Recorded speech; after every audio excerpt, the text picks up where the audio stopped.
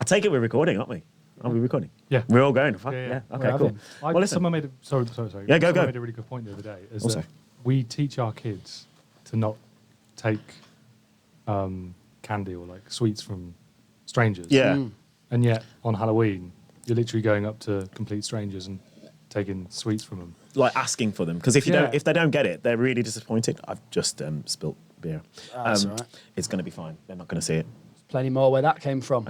I need to bring paper wipes. But you're so right. Comment. Like essentially, we teach them to be like a bit, humility and a bit of humble, being humble and stuff like that. But then essentially, what I used to see growing up is kids absolutely losing their shit. He's gone down. Man down. The producer's down. Good night. Yeah. Doesn't go up. Goes down. Doesn't go up. Love it. But they genuinely, I've seen, I don't know, probably the area that I grew up in, but they lose their shit if they didn't get like even if they got sweets, but they didn't get the sweets that they wanted or the chocolates that they wanted. And Comparably, it's the under 18s version of the Purge.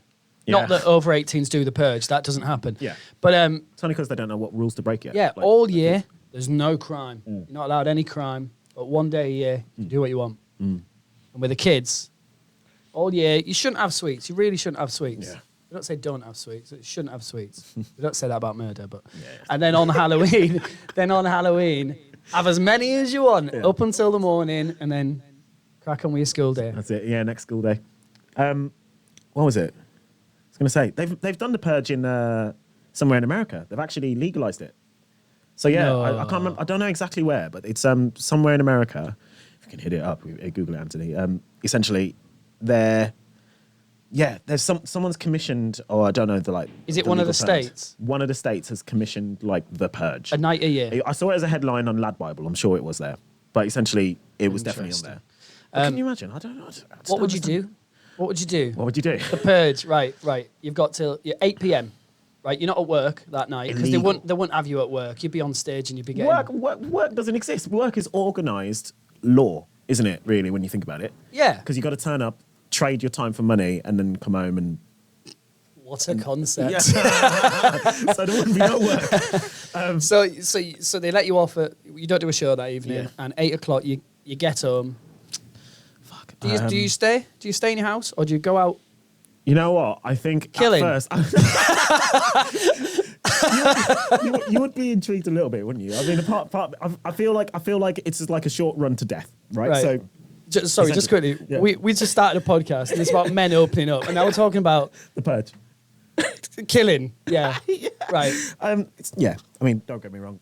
Not condoning murder, but essentially, I do think it's a short run to death. I do think essentially you would probably want to have multiple goes at it just to see how far you would get. Yeah. Almost like a video game, but I don't think it's going to. I mean, the risk is greater than the reward, right? I'll be honest. The boring answer would be that I'd probably move away from there as soon as possible, as soon as I knew that it was going to happen, because I do think ultimately it's a surefire way to death. Surely not. Yeah. What's your answer? Right. So it's a worldwide thing. Everyone does it. You can't opt out Worldwide? of it. Okay. All right. Yeah. You've only got 12 hours, so you're not going to get very far, are you? If you're going to try and escape. Yeah. I think in a situation like that, you've got to have a good go of it. I think, look, I'm not going to stay in the house. I think, you're allowed to on the Purge. You're Yeah. allowed to stay in your house, but people have broken into it in the film. I've seen it. So you're not safe anywhere.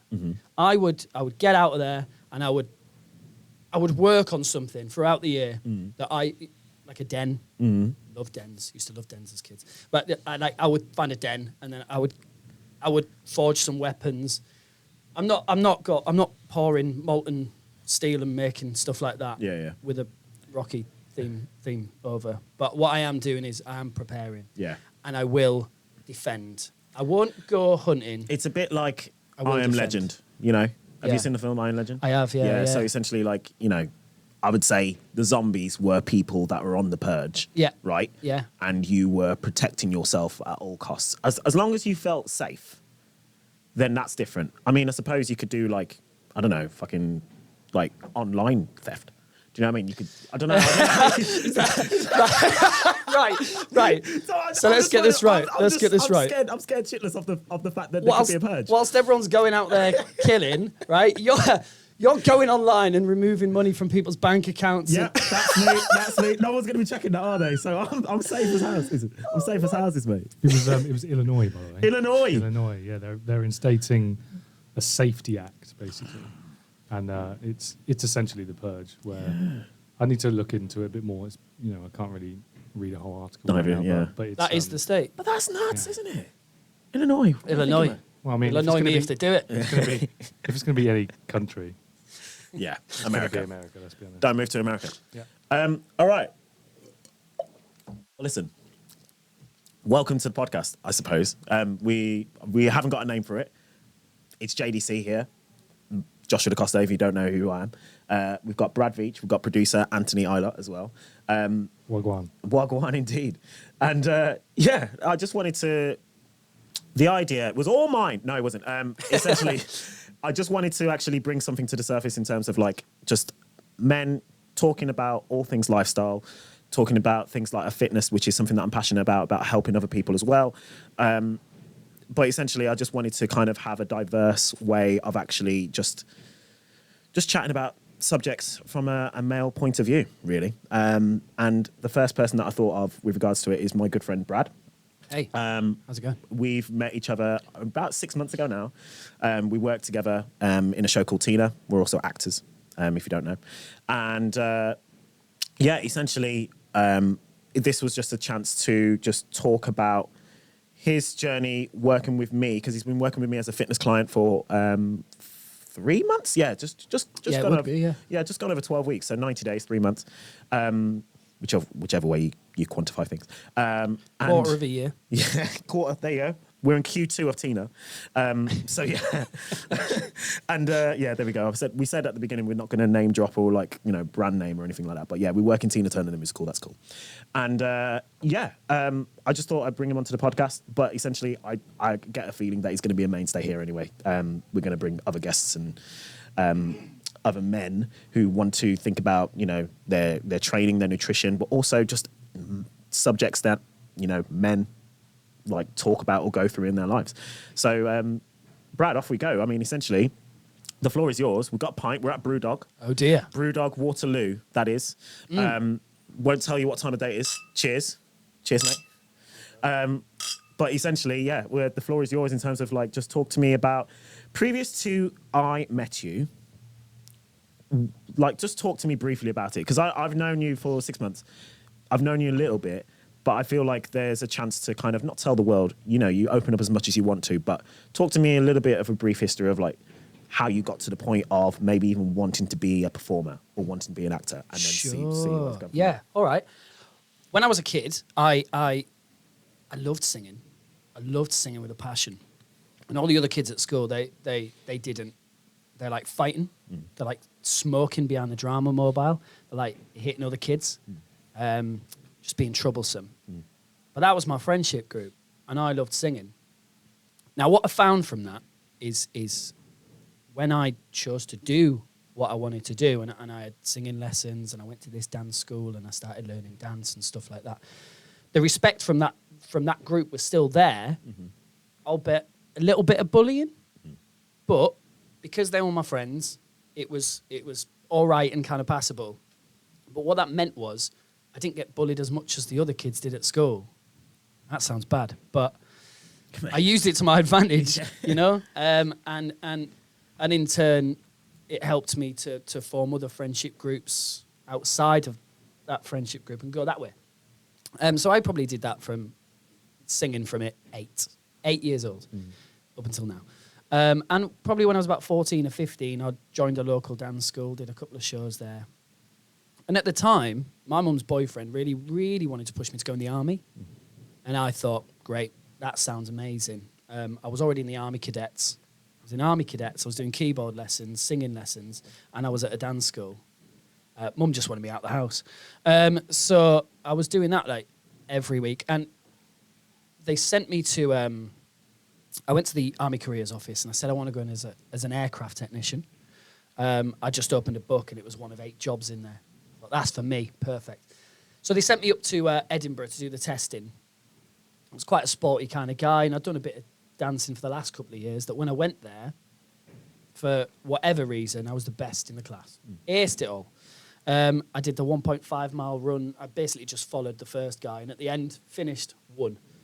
I just found it as a competition, really. And then, yeah, I'm going to win all this. Listen, life's a competition. It is. Yeah. And so then there was English and a maths test, and I did that, and I got really good grades. And I was sat down with the officer in charge at the end of the week, and he said, so you want to go in as an aircraft technician? We can start you in September. It must have been about March. And I was 16 years old.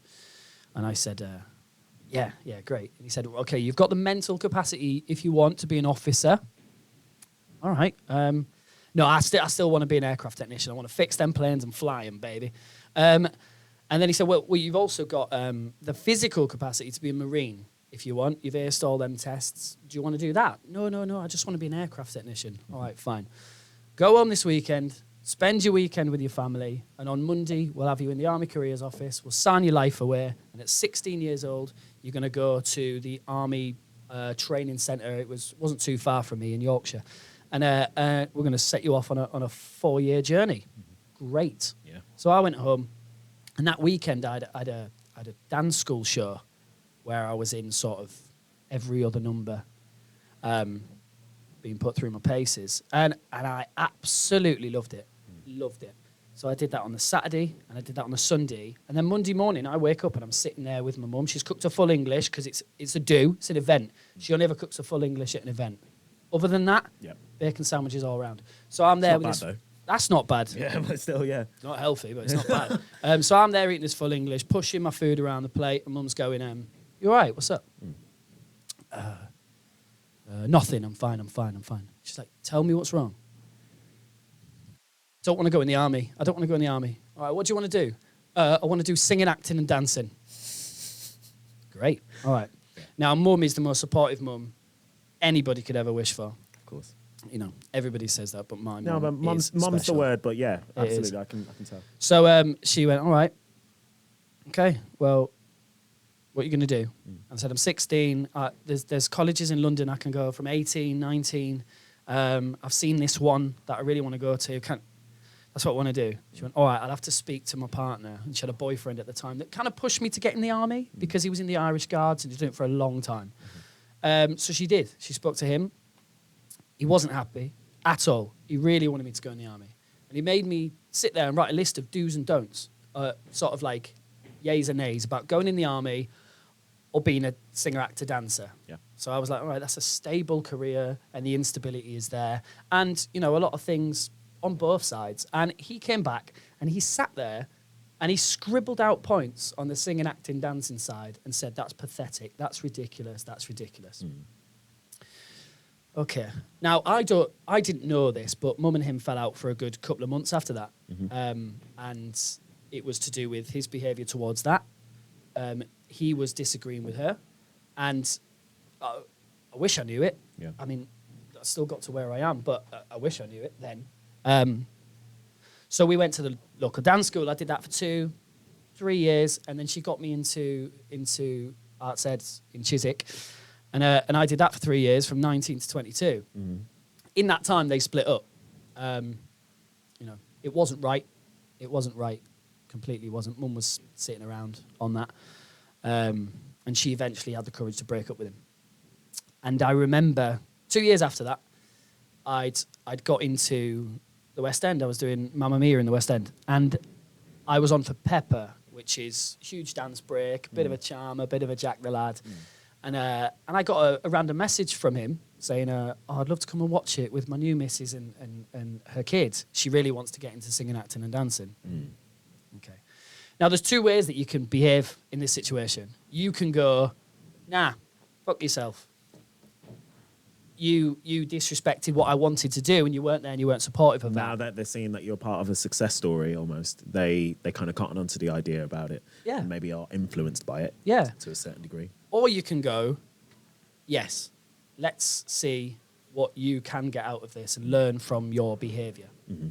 So I booked them 3 tickets. They came to watch the show. They watched me play Pepper that night. He didn't actually know I was going to be on as Pepper. He just wanted 3 tickets for the show. Can I be on? You know, luck would have it, I'm playing Pepper. So I go out there, show of my life, and then I come out of stage door and he's there with his new missus and the kids, and he was like, Brad, it was amazing. This is my missus and this is the kid. Do you want to speak to her about college? And I said what she needs to do and what she doesn't need to do, and what would really help would be the support of a loving family. And in that, the next thing I look over, and the guy that was with my mum for 14 years is crying, is reduced to tears. And that was so much more powerful to see than me sitting there going, nah, you ain't coming to watch this show because you weren't there for me and such and such. He'd learnt from that. Yeah. And in turn, I felt better for it. I'm sure he felt better in the end. I hope she's doing what she wants to do now. Did you, sorry to cut you up, like, did Fine. you feel like that was, did you feel good because the fact that he was crying about the fact that he had learnt, or was it more kind of, not in a vindictive way, but was it more the fact of like, yeah, I proved you wrong, almost? See, we have a quick to go, yes, I was right. But, you know, looking back on a situation, we all know that 48 hours after an incident can really change an incident. Yeah. You sit on there and you sit quietly and you go, what is it that I'm learning from it? And your brain kind of does something that at the end of it you go, oh, and there's the message. And actually now, looking back on that, the message that is there is sort of just teaching somebody that they can, you know, love and accept a situation like that, rather than grilling somebody for you should have been like that, you should have been like that. And I hope that I taught him something positive from that, you know? Yeah, of course, absolutely. I mean, I think we all like absorb and learn from that kind of stuff. Yeah. I mean, not that kind of stuff specifically. It's highly specific to you. Yeah. But essentially, it's something that we can all learn from the lessons of, say, you know, as we grow older, if we're lucky enough to have children or stuff like that, or to inherit, like, you know, a partner who has a child and stuff like that, similar experiences. You're gonna still want the best for that child. Absolutely. And, like, you know, to a certain degree, although it might have seemed harsh at the time, he, for whatever reason of his own, which is not uncommon for someone who wants to get into acting and performing and all that kind of stuff, because they know that the career is like, you know, a top 1%, you know, to a certain degree. Sometimes they just write it off really quickly, you know, but essentially that's something that he felt at that time was worth scribbling out almost. Absolutely, and then essentially, you know, it's probably the realization that he felt, you know, he was, you know, he went with his gut. Maybe he was just overwhelmed with emotion. I don't know. But we can all learn from the fact that, you know, looking out for someone and them defying that almost is something to behold. Yeah. You know? Yeah. I think, you know, mum was Make clear up. Yeah, it's fine. get that out. Mum was very supportive of it and was great. And you know, mum is my being, is everything that I look up to and want to be. Yeah. And had it have been for the support from him going, absolutely, yes, let's help you this way. Yes, I got to where I wanted to be, but I did that through the love and support of my mum and myself, and that's why, you know, we are such a unit. Had that have been there from somebody else who did want me to go in the army, then it would have just been a lot easier. I think it would have just been a lot easier, a lot more amicable, and you know, maybe a slightly different story to this day, but Well, you'd have a different story to tell, wouldn't you? yeah. Talk shows are nowadays like being brought into your podcast. So things like the Graham Norton show, I believe, is probably dying. But like Parkinson and all that kind of stuff. Do you remember like This Is Your Life, all that kind of stuff? Yeah. That is now just being shown as like YouTube podcasting because that's where people are watching. You know, it's replacing television, social media almost.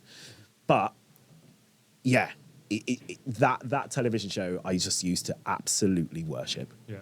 In terms of just, you know, a bit of downtime away from all the, you know, stuff happening at drama school, but then coming away and just sitting down and actually going, yeah, I'm just going to watch something that's going to inspire me, or because I was just genuinely interested either in that actor or the show itself. Did you see the Bradley Cooper one? Yeah, I did. Because that is mind blowing. Yeah. I don't know if you saw that. Yeah. Have you seen Bradley Cooper's? We can get it on YouTube. He was a student at the university That's it, yeah. where they were filming the Inside the Actor studio, and he was in the audience while they were filming one, and he was like, "I've got a question for the actor," and then like 15, 20 years later, he's the actor being questioned by James Lipton. Do you know what the question was? What was the question? Oh, I can't remember. Probably something like, "What's your preparation?" Can I sit for-" there? Yeah. One day I'm gonna have your chair. Yeah, exactly. Yeah, The time is now. He's It's mad. But do you ever Come on have those? down. Do you ever have those times where where something really serendipitous has happened, where you feel something that's completely full circle? I think apart from, I was very lucky in terms of when I graduated that I worked on the West End very early, and my first jobs. Oh God, I'm not going to remember his name. No, I do. Julian Glover. He was in Game of Thrones. If people remember, but very early series. But like historically, he was like a British treasure. And I can't say that like I was starstruck when I met him, and I was working with him. But essentially, it was like you were thrown into it, and you then were able to actually appreciate the level of who you were around. And I believe he also went to GSA as well. I'm not sure. I mean, it must have been a long time ago. But yeah, no, essentially it was I can't say, I don't know. I personally can't speak as that because I've been very fortunate into being thrusted into the industry, and then it creates a new level of expectation that essentially was like not normal, but like semi-normal. Probably the moment where you go, wow, I can't believe that it's a full circle moment. And Brad, I don't know if you've had this, or Anthony, if you've had this either, but essentially, we used to talk about the award season as well, especially when you're at drama schools, because everything's quite hypersensitive. You go, oh, we're going to the Olivier's, amazing, fantastic. And then, you actually, sometimes some schools, I know that arts ed tend to go and perform as like the choir or something like that, or the backing singers and stuff like that. And then essentially you are actually at the Olivier's accepting an award for being part of the cast, or even if you're lucky enough and fortunate enough to be receiving an individual honour. I think personally, if I was able to go again, because I went when we went with Tina, but I hadn't joined I joined the year after with Tina. If I was to go again and actually receive an award away from Tina, of course, or something like that, that would be that moment, I think, or something of that nature, because it was so inspiring to see Cobner, Holbrook Smith, win best. Was it? No, was it best actor? I can't remember if it was either best actor or best supporting, but best actor in a musical for Ike Turner, and that was such a moment that you go, wow, that is someone that I'm working with, appreciating that award. Another GSA, by the way, and. Yeah, it was such a moment that you kind of go, yeah, it's fantastic. How about yourself? The same, very, very, very similar. Art said we're invited to sing as a choir, and it's generally the second years. But when we moved up to third year, they said, all right, it's a new rule. It's the third years now. Okay. Great, 2 years in a row. Yeah. The second year, it was behind Michael Ball, and we turned up in our blacks. And stood there behind Michael Ball while he sang Love Changes Everything. And on the key change, he gave a real sort of patronising turn around and was like, you ready, kids? And then we did the key change. Not like you ready, Ball. kids, Yeah. SpongeBob SquarePants. Not that, but like Michael Ball.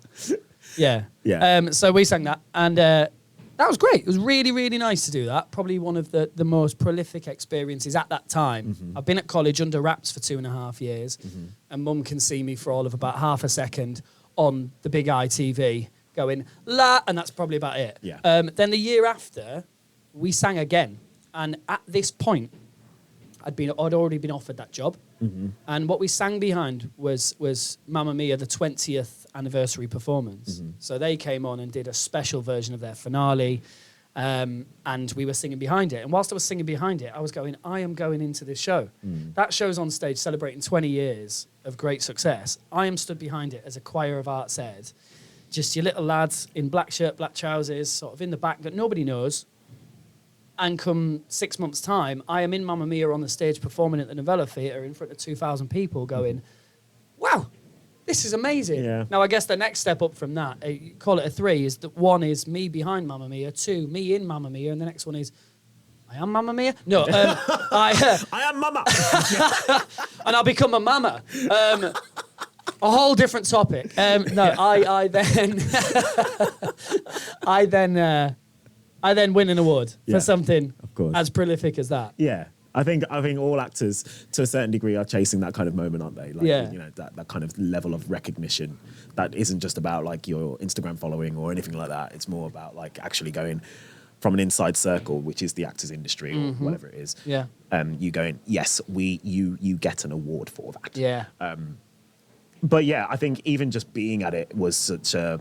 Being on the West End stage for the first time was kind of like, oh my gosh, people go to West End shows to watch it and go, oh, I can't wait to do that. And then you're actually on stage and it's like, oh, okay. Do you want a quick funny story about that? Yeah, go on. Right, so it's in the Olivia Awards, right? We're at the Olivia Awards. We're not allowed to mingle with the big celebrities. And in second year and third year, we're little tykes. We want to mingle with these celebrities. So we course. get holed up in the top. Like cattle, Yeah. until the big celebrities have all gone home and had one drink. And there's various different floors. This was when it was at the Opera House. So eventually they let us onto sort of like grade C floor. And we know we've got grade B, grade A, and grade A.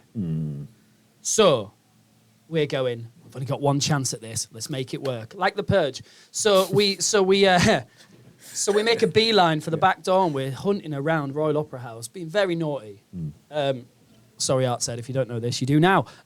So we're jogging in and out of the rooms to try and get down to where it needs to be. And in turn, I find this door, swing it open, and I'm in the AAA room.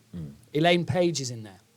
Matthew Morrison's in there, who is the star of Glee and other musical theatre things. Idina Menzel is in there as well. And I've got a picture with all of them. I look like a waiter. But yeah, so I was mingling with them. And eventually I started to talk to somebody that was going to the Rosewood afterwards for the after party. I don't know how many of these you get. I only got to the after party before I had to go home. So I got home, I got to the after party and in there was Bernadette Peters, massive star. And an intern, I spent 20 to 25 minutes talking to her about her life, about my life, and hers is way more interesting. And at the end of the night, I got home, and I had to get back to Scarborough the next day. I woke up, and I don't often get hangovers. But the next day, I felt a bit under the weather. It was a long day, a lot of drinking, probably not a lot of eating. And I had to clear out whatever was in my fridge so I could go home for the weekend, being a student. And I opened the fridge, and the only thing left was a cheese board. 5 different cheeses. I'm in no way middle class, but I do like a cheese board. And Who doesn't? So this Christmas cheese is coming. board, I yammed all of it down. God. Great breakfast, hearty. and then I made a beeline for the tube. I'm on the tube and doors shut at Russell Square, Piccadilly line, and I've got one stop between that and King's Cross. Now, if you don't know, Russell Square to King's Cross takes about a week. And the doors shut at Russell Square, and as soon as they shut, I'm sat there going, I'm going to be sick. No. Yeah, and this was bank holiday Monday, so the tube was packed. Never been sick on a tube. And we set off. I thought, right, it must be a couple of minutes to King's Cross. Pray. And I tell you what, praying's never worked before for me. And it didn't work this time. As I was pulling into King's Cross, I stood up, tried to get out of it as quick as I could. Please, doors open early. And I was sick in the luggage area. Because of the amount of water I'd taken in the morning and the cheese board. Curds just spread around the tube. Yeah, and just pasteurised milk just everywhere. Yeah, there was shakes of the head from old people and young people. There was a nod of approval from one guy. That was weird. From what you created, as in the spew? Yeah, that was Wow. weird. Okay. And as the doors opened at King's Cross, the only option, I had to get off and wave goodbye to the passengers who had to sit with my sick to Cockfosters.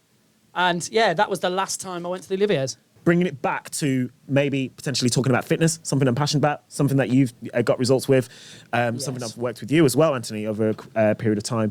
So Yes, I'm personally a believer that you should be able to lose fat, actually get in the shape of your life, but also have fun. There's absolutely no point in doing that unless you can do the other, right? So essentially, if this is something that you were to do, essentially, what would you say to people that feel like they can't do that? As in, you can't drop body fat without cutting away alcohol or giving away your social time and stuff like that. Because you personally have done that over the course of 12 weeks working together. You lost 7 kg, and I'm pretty sure that we've had beers pretty much every weekend at the very least. Yeah, right. yeah. But you still managed to be in a calorie deficit. You still managed to consume your high protein diet. You even got a zest for like creating recipes and stuff like that as well. That's it, yeah. You know, so essentially, you're someone that understands that you can enjoy both the work hard, play hard almost philosophy when it comes to actually losing fat. What would you say about that? I always found before being introduced to the way that you work is you have to be clean, you have to do this, you can't go out, you can't have a late night here and there, you can't have fast food here, you can't have that. And what I've learned from working alongside you is that all them things in moderation are absolutely fine. Are absolutely fine. Yes, you can't go out 7 nights a week. And if you do go out 7 nights a week and you go to the gym 7 days a week, you're a better man than I am. So I what I found from the way that you work is it's simple enough for me to understand, to be able to log everything that I eat so easily using the app that you'll put forward to me, and then on the coaching app just go, it's gym by numbers. I turn up today, I've got 6 exercises, I know how many I've got to do before I stop doing my sets, and I'm seeing results. I dropped 7 kilos in 12 weeks. I was 85 and now I'm 78. I think it was 77 and a half now. That wasn't overnight. But yeah, I think it's a lot simpler than you think, and especially working with your plan, it's so easily regimented. If you just you have to have a bit of self-control, of course you do. 100%. But you're allowed to have a beer here and there when you have spare calories left over and stuff like that. And I've learnt that from you. And in turn, it feels easier than my life before. It feels easier than my life before because right now I get out of bed with a spring in my step because I've lost them extra few kilos and I'm eating the right things. And like you said, making my own recipes. I'm finding fun in doing that. I love doing that. Whereas before, I drag myself out of bed. I'll have 1 meal a day and maybe a takeaway at the end of it.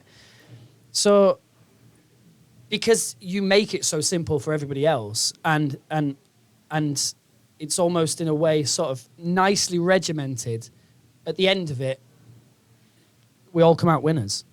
Precisely. Sorry, I'm just burping after that. The philosophy is that fitness should blend into your lifestyle. Training and nutrition should blend in with your lifestyle, not the other way around. So when you get people that have this kind of all or nothing attitude, that they must cut out carbs or cut out alcohol, they can't eat food after 6 p.m. or something like that, or they must intermittent fast and must skip breakfast. It's about having flexibility about what it is that you enjoy about life, but then also making fitness, training, your nutrition fit around that. Now, there's always basic rules that you have to fit into, i.e. eating a calorie-controlled diet. Eat quality food as well. You can't just eat junk food all the time to be able to do that. But then essentially making sure that you're in a calorie-controlled diet, like I said. Protein is a priority, so making sure that you're eating enough protein. And then essentially your training and activity has to kind of fit around that. Now, if you add another element of that, sleep is important. If you're not sleeping, then, good luck. But essentially, those are the basic rules that you need in order to actually achieve a good body, a good physique, or some weight loss targets or fat loss targets that you want to achieve.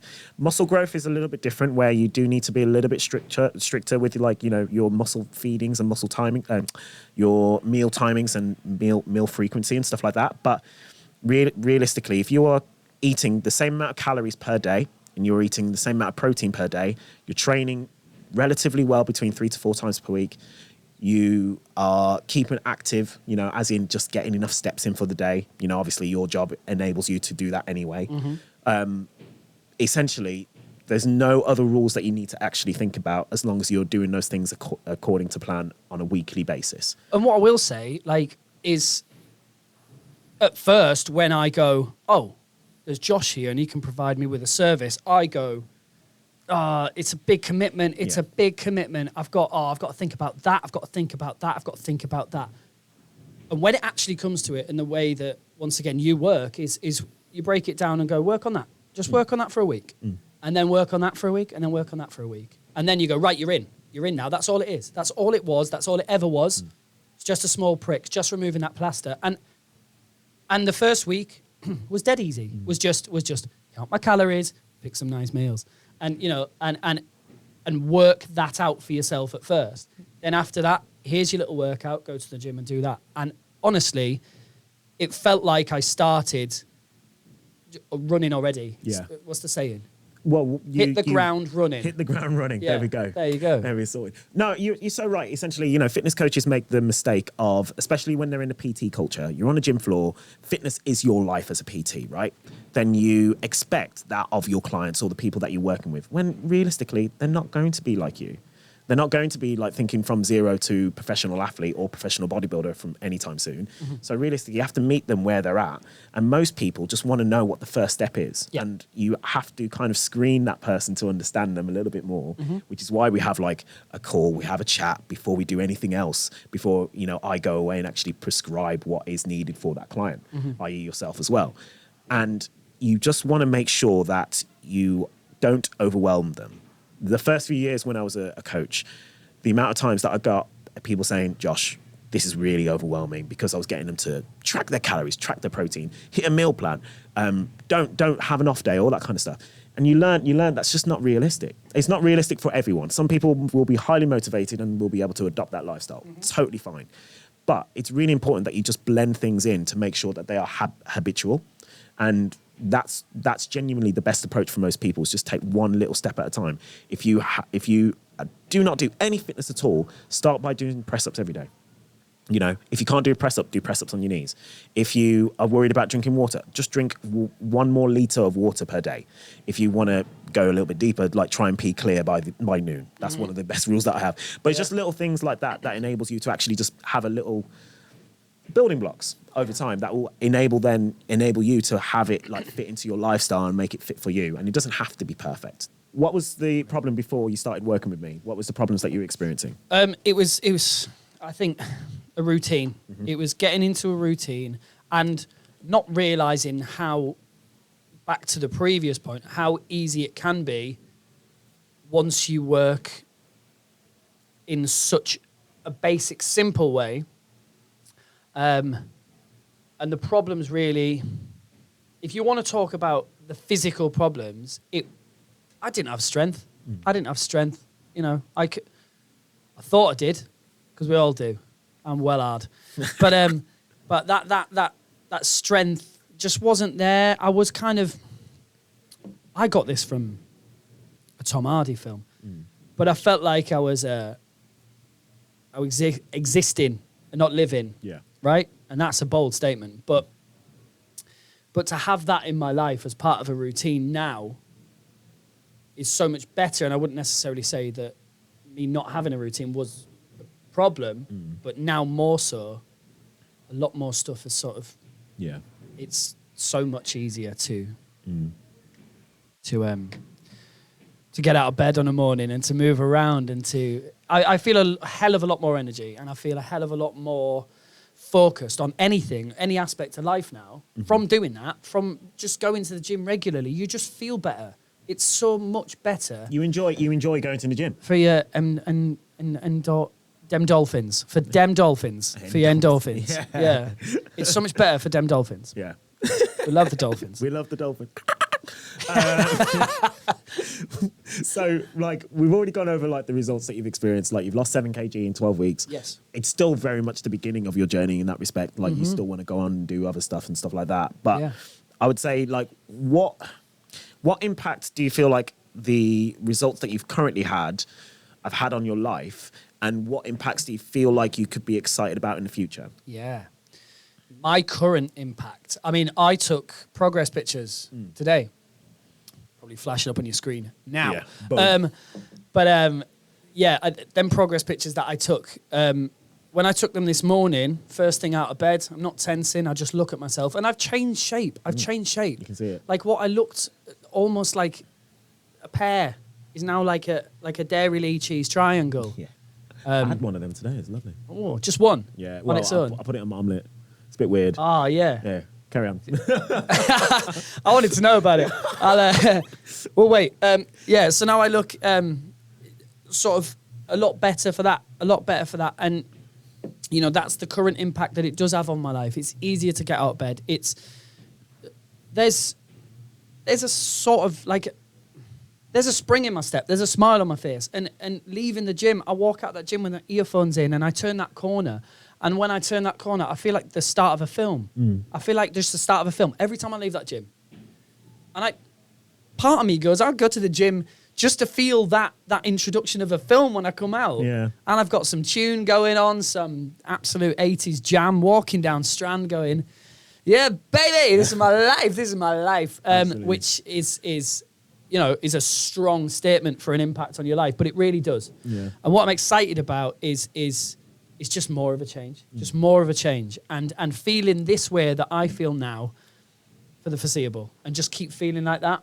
And I go, yes, I do want to look physically great, but mentally, how I feel right now compared to 12 weeks ago is so much better. I think doing what we do under your plan, I think the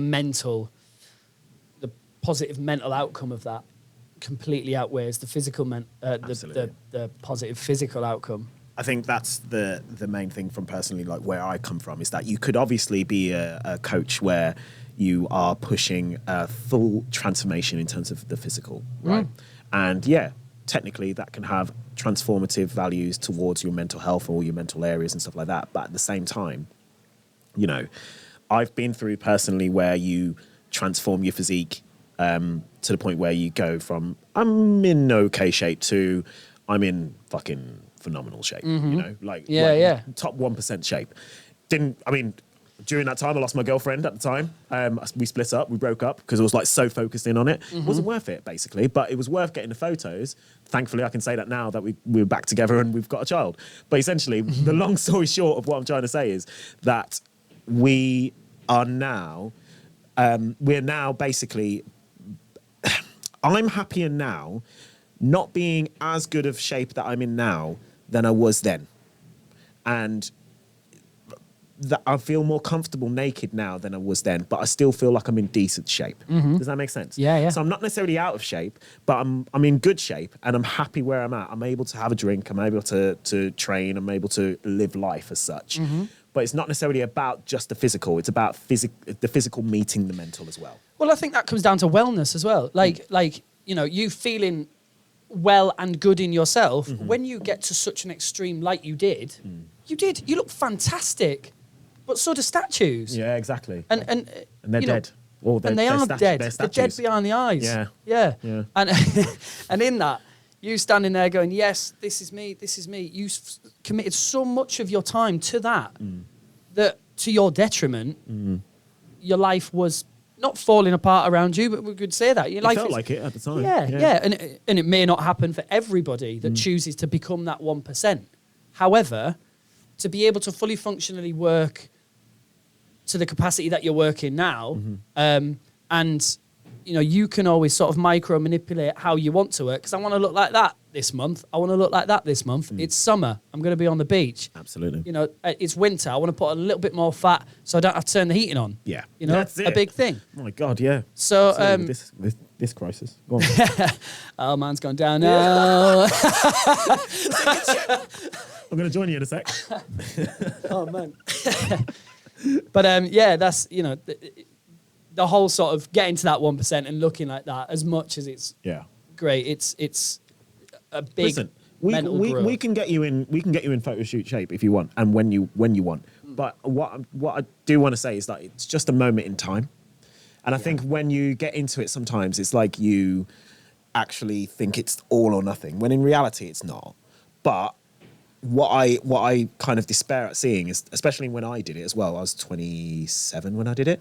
Like, you're in your 20s, you want to be in phenomenal shape, and it's, I've never been someone who's been like centered on like, girl attention and stuff like that. I've never been that kind of guy. But essentially that does come with it sometimes if you are focused on your physique. To what end, right? But then what did happen with it is that the way that you live your life, in order to get to that shape, you do have to be solely focused on that. And therefore you seem to be this kind of, when you're around other people, you do seem to be this kind of like mysterious person, but also very strict person, which then attracts all kind of attention with regards to what it is from every angle. And it not that alone, but it can like throw you into kind of going, who do you want to be as an identity almost? It's almost changing your identity just so that you can get some before and after photos. And that is not, in my opinion, healthy unless you're a professional athlete who wants to do that on stage or something like that. It's not healthy for you to actually sustain in a lifestyle manner. No. So if you wanted to actually transform your physique to the point where you want to get into photo shoot shape, great. But don't let it become the be all and end all. Like, it's a moment in time, you get in, you get out, and you live your life as well thereafter. And if you want to have like abs year round, fine, but you might not have a life doing it, Yeah, that was my monologue. It says on the board, I don't know if you can see it, we haven't got a camera on it, but it says, welcome to the monolithic. I'm going to say that's monologue, like type thing. We got producer Anthony, can Google that for us right now. Yeah. We got Thanks, mate. Thank you. Yeah. But yeah, essentially, that was all the questions that I had for you, Brad, in terms of that. I just want to say, like, you've done really well with regards to just kind of jumping into working into the program. You've genuinely kind of had a result of that a lot of people would be proud of and be happy about, and you should be that too. But we do know that, we're still going to carry on in the same manner. Absolutely. And we're still going to achieve some exciting results. And like I said, if you want to transform your physique in that respect, then by all means do that. And if anyone's at home watching this, or at work even watching this or listening to this, and you want to transform your physique, all you have to do is find me on Instagram for now. I'll have better call to actions at some point. But if you're a man and you want to get leaner, get stronger, but still have a life doing it, then by all means, follow me on Joshua DaCosta __. Someone weirdly has my name already. There's a Joshua DaCosta out there in the world. Footballer. So that's my son's. My son's going to be a footballer, by the way. Anyway, Felix DaCosta, let it be known. So essentially, there's going to be, if you follow me on Instagram, follow me on Twitter, follow me on TikTok, JDC Talks Fitness and Lifestyle, or Fitness Diet and Lifestyle, you can find me on those channels there. And if you wanted to follow me and actually just message me with regards to things, my DMs are always open. We can always chat about things with regards to helping you get in shape as well. They're open with caution, If you want to message me about fitness stuff, then by all means. Don't message progress pics that Josh didn't ask for. Yeah. Just I will report you. Yeah. Right? But if you're going to give us a before and after in 12 weeks and it looks different, you either need to go to the doctor or speak to someone else. So, lightheartedness. We have like some questions that we could just spitball out. I'm here for this bit. Yeah. I'm here for this bit. I'm 1.5 deep. Yeah. What is the best sandwich? What is the best sandwich? Can we book another hour here? Like? Next thing you know, we're going to have taste tests of sandwiches. Oh, yeah, we'll have them all on the table. So, Brad, what's the best sandwich? What a clanger. Oh, wow. You start me quick, you start me strong. Let's go with this. Okay. Great. Okay, so... it's hard, this. The first thing that came to my mind is beef. I don't know why. Beef? I don't know. I just think My beef. nan used to do a terrible beef. Oh, did she? Yeah, it's shocking. Dry as anything. All right, but beef and something, but I don't know what. I'm creating it in my head. The best sandwich you could think of. Stay tuned. Brad, it's your question first. Great. So I'm sliced white, right? Yeah. There's a lot of people say, stop eating sliced white. Let's all have this seeded grains. Let's all have that. Mate, I had white bread this morning. Yeah, and I'll tell you what, if you like white bread, eat white bread because it's really nice. All right, so mine's a sliced white. I do like a brown. I do like a seeded. I'm but- gonna butter my loaf. Well, I'm gonna butter my slices, not the whole loaf. Put it back in the bag. Who does that? But it's spreadable. It's spreadable. I can't. Don't put your butter in the fridge. Yeah. We're going in depth. All right, so it's white bread. It's white bread. I'm happy for a Warburton's. I'm happy for anything. If it's a little bit thicker, that's fine. Do not get the toasty bread. You get toasty bread, you get more bread than me. I used to like the toasted bread growing up, though. It's fine for a slice of I mean, toast. like college, right? It's fine for a slice of toast. Yeah. Are you making sandwiches out of it? No, not making sandwiches. You're right. just saying that. Yeah, I do. I just like it. All right. Yeah, I just wanted to say it out there. Carry on. So, a nice bit of white bread, buttered with your butter that lives on the side, maybe in a butter dish if you've got a bit more money. And if you don't, the Anchor spreadable is absolutely fine. Spread that nice and... No, I'm sorry, I've got an issue with that. What? Anchor spreadable. Anchor. That is the least spreadable. Le pack. No. Batoli. But It's Oh, not a- yes, yeah. It's not a butter. Yeah, it's right. actually it's made with olive oil. Olive oil. So great yeah, for the yeah. vegetarians out there. Great for the vegetarians. But no, Anchor spreadable. My parents have it, and honestly, whenever I go back home, I'm like, oh, I fancy just spreading some butter on my toast. Nah, you have Nah. a hole in your Yes. toast. Holes in your Sorry. bread. I fancy Sorry. rolling bread. some bread around my knife because that's what happens as you pull it away and then it gets to the end. You've got like a bread popsicle Yeah. that you just sat there with and you're like, this isn't spreadable at all. It's a breadstick. But now I've got buttered bread Yeah. and you get through it that way. So I mean, had to cut in. it's- I couldn't let Anchor spreadable go because it's not spreadable. Anchor debatable. Right. Right. All right. I am up for Batoli. Batoli is currently in my fridge. All right. I'll let her out one day. So butter me bread with something, and I've only got the bread and the butter down. I haven't even thought about the bloody ingredients. Yeah. I need cheese in there. I need cheese in there. I need cheese in there as a secondary option. Okay. If you start naming sandwiches cheese and something, we've gone wrong. Yeah. So I think for me, I need a meat. I know people have dietary requirements and the way that they be, but I think for me, I could do chicken and cheese. I could do ham and cheese. I think the top of that list would be probably ham, cheese. Well, you're coming against me. It's just so basic. It does sound. It sounds like a meal deal. It sounds like a meal deal kind of sandwich. All right, but let's go with it. All right. Some nice ham, some nice Yorkshire ham. All right, it's thicker than your thin sliced ham. Ham and cheese. I'm starting doubting myself now. Actually, I don't know. I think you're going to come back next week with like a different. yeah. All right. I'm going to stick with ham and cheese Yeah. for now. If I come back on this, you're going to hear a clip next week of me apologising first and foremost for going ham and cheese. Sorry, everybody that doesn't like ham and cheese. That's the question for at home. If you're listening to this or watching this right now, and you have a favourite sandwich, please comment whatever channels you're watching this on, and we'll whack them up and we'll talk about it. We want to see that sandwich choice. Yeah. I think ham and cheese for me. Then we're starting talking about chutneys and a bit of salad and stuff like that. Just in it to make it a lot less boring than your meal deal. So you're not going to go in dry with just ham and cheese. No, Yeah, no, we need that's some flavour there, mate. We need Yeah, some flavour. that's indigestion. Yeah. Big Piccalilli. indigestion sandwich. Just Piccalilli. dough. That's what I feel. Piccalilli is great. Piccalilli is great on a do sandwich. like It is. piccalilli. I am gonna say, for now, for today, on the spot, wash your sandwich. I've gone Yorkshire ham. I've gone cheese, sliced, whatever you want to call it. You can go for mature cheddar. We love a mature cheddar. Everyone loves that. But I do like an applewood smoked. So either that or that, right? What's happened? It's a big difference, isn't it? Yeah. You went left wing, then you went right wing. Mate, my wings are flying. I love it. Right, so, all right, ham, cheese, maybe some Branston pickle. I like a Branston pickle. Small chunk spreads on a sandwich easier. Then you don't need any more than that. You're getting a bit silly. And I cut it into, maybe controversial, I cut it straight down the middle, like a rectangle. Okay, so you use squares. Just Like, straight down the not middle. Squares, but like, I don't do down the middle. squares. I do down the middle. Yeah, okay.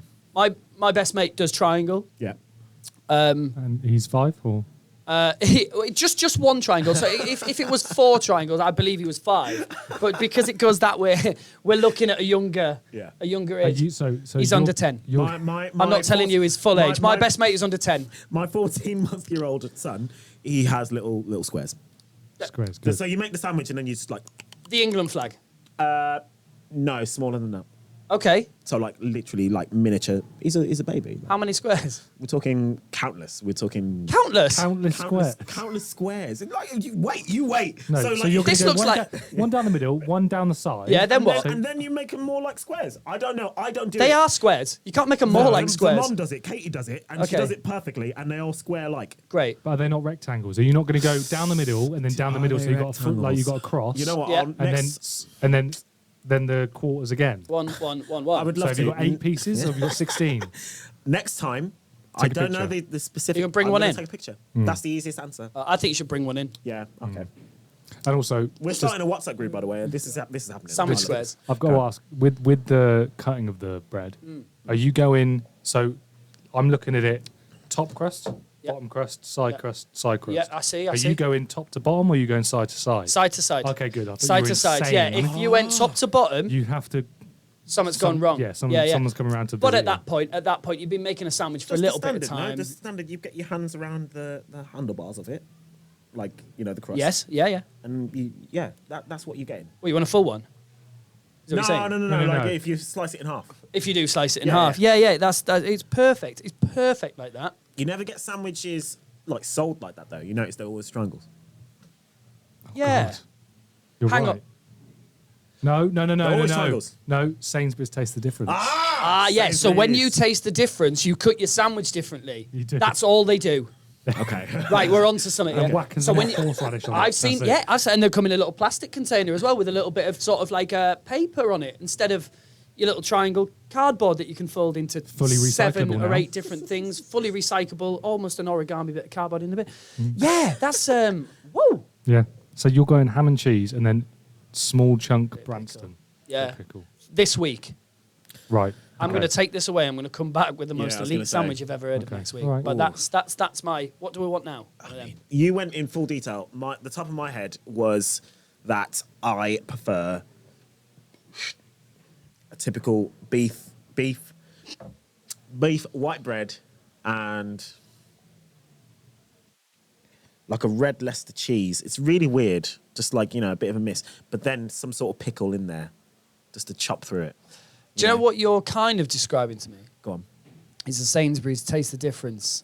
Beef, red Leicester cheese. Yeah. They stick horseradish in the middle of that. Yeah, that's it. What's your Horseradish. thing? That's the Horseradish? thing. I think that's my go-to if I'm looking for a naughty sandwich. Yeah. You know. I think a But- naughty but it sandwich is plays- cutting it into 16 squares, mate, and feeding it to your kid. That's what I Squares, think.